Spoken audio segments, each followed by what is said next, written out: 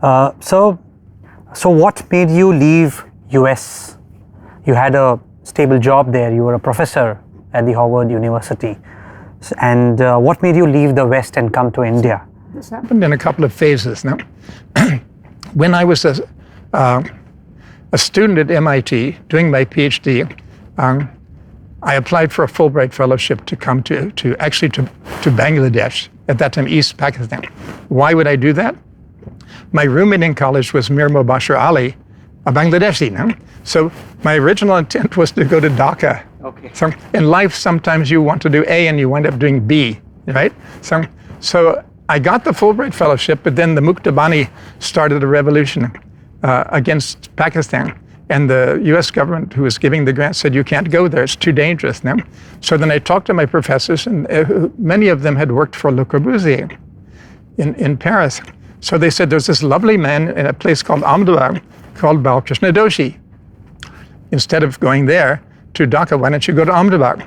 So almost by a fluke, I changed my mind and I came to India, which was the greatest thing that ever happened. I can't imagine myself living in Dhaka for the last 55 years, even though I have great friends there and I love Dhaka.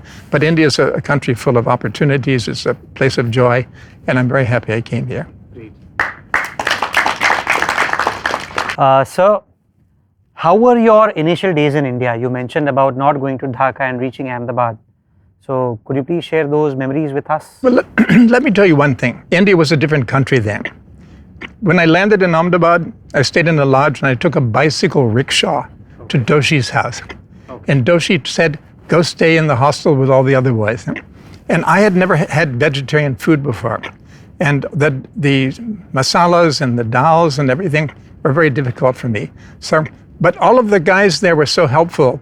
They were like brothers to me, which is not the way it is in America. Everybody made it a big family. And I think I just integrated right into the country in the first 2 or 3 weeks, living in a hostel.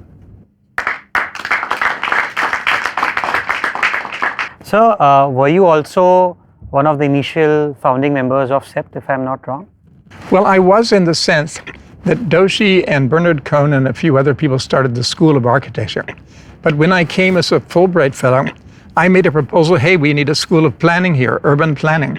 So Doshi said, make a proposal, and let's send it to the state government, the central government, the Ford Foundation.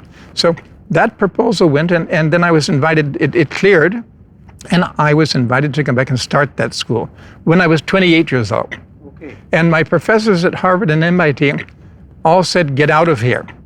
I was teaching at Harvard, working on a PhD at MIT, and I thought, my father was very upset because he wanted me to get a PhD. He was thrilled that his son is teaching at Harvard. But my teacher said, you're 28 and you're starting a new institution at age 28. You'll never be 28 again. Nobody will ever ask you to start a new institute again. Go to India and start this institute. So that was a very big moment in my life. Okay.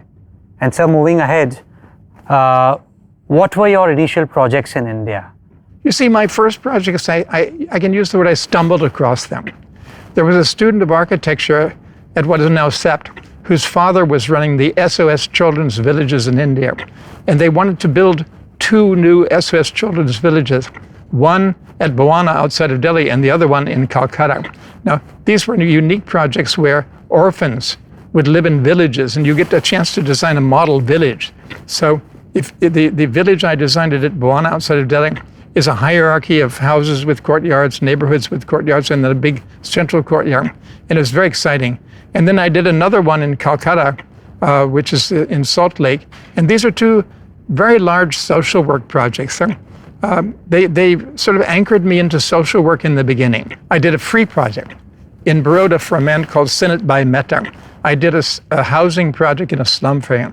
Now, I'm mentioning this project because it was social work. Later, when I came back in 1971 to start the School of Planning, the war between Pakistan took place in 71. And Sinat Bhai, as I would call him, joined the Congress Party after the war was on. And he became, guess what? The Minister of Housing. Guess what? Which architect did he know who had done free work for him? So I think that was a good look on my part, that I had done free work for a man who became Minister of Housing, and therefore he asked me to do what turned out to be the very first economically weaker section housing project in India for HUDCO. For HUDCO. For HUDCO, and I did that in Jamnagar. Okay, great.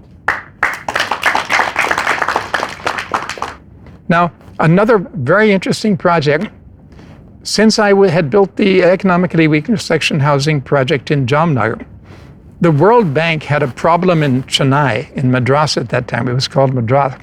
They had a big housing project which was stumbling. They were building RCC, very expensive houses, and it was supposed to be for the poor. So they came to HUDCO, Housing and Urban Development Corporation, and they said, we want to fund you and fund housing in India through HUDCO. Can you show us a project? Well, the only project they had at that time was under construction in Jamnagar. So suddenly these guys from the World Bank come to my house in Ahmedabad. Can we see that project? And we went to Jamnagar, and lo and behold, they asked me, can you take over the housing sector of the World Bank loan to Chennai, then Madras? So I went there, and I picked up an idea from my master's class thesis at Harvard that people can't afford anything. They can't afford a house. What they can afford is a small plot, maybe 12 feet by 30 feet deep. They can take a 30-year loan, and they'll build their own house. So I came up with the idea called sites and services. And at Arambakam in Madras, we built there and 3 other sites, 15,000 sites were laid out. As a young man, at age 29 to 30, I could give 15,000 families access to shelter. And I think that was a turning point, because sites and services became, for the next 10 years, the World Bank's solution to housing for the poor.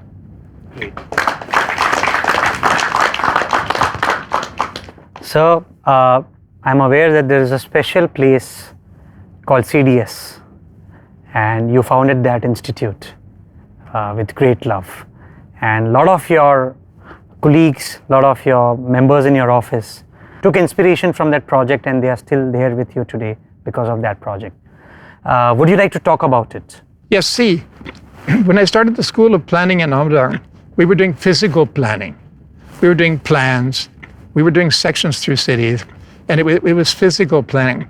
But people like Barbara Ward influenced me, people at Harvard and MIT, that planning is social planning, it's social change, it's economic planning, it's giving people jobs and better lives, and it's also environmental planning. So instead of continuing at CEPT, I thought, why don't I be another Doshi? I'll go to a different city, and I'll start my own institute. And I learned a lot from Doshi and from people in Ahmedabad how to start an institute. So I started CDSA. And incidentally, one of the intelligent things I did was I asked Barbara Ward to be the first patron. Her name came first as one of the founders of CDSA. So we started that organization, and we wound up doing a lot of work for the World Bank, Asian Development Bank, United Nations, etc., and the Planning Commission in Delhi. So it was a unique institute in a sense. It was a research institute that did mainly work for development and taught a postgraduate course in development planning. You've done some path-breaking projects not only in India but outside the country as well. Would you like to talk about those? See, there are just a few. One of the first ones I did was in Indonesia, where I helped them start their rural development ministry. That was very interesting, but maybe more action-oriented was in Sri Lanka, where I prepared the plans for 6 of the state capitals. And I had a team of people from India doing those plans for quite some time. And then another very important thing, I think, was in Bhutan, where I did the capital plan, Thimphu. It was called a structure plan. And then they asked me to design the Supreme Court of Bhutan, which was funded by the government of India. And then I also built the National Ceremonial Plaza, a big plaza where they do their annual festivals, coronation of kings and things of that nature. So I have a lot of experience in Bhutan. And right now I'm doing a project in Burundi, the new parliament building complex there, which is going to come up shortly. Another exciting project is in a big city called Shanghai.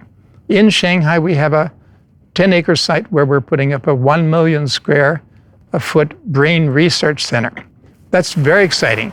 And I think to be working in China, in Africa, India, Bhutan, and having worked in Indonesia, and also in Malaysia, where I worked on a regional development plan for Malaysia, and in Sri Lanka, all of these things make the practice of architecture richer and more interesting. So practically you've covered half of the continent, which is which is such a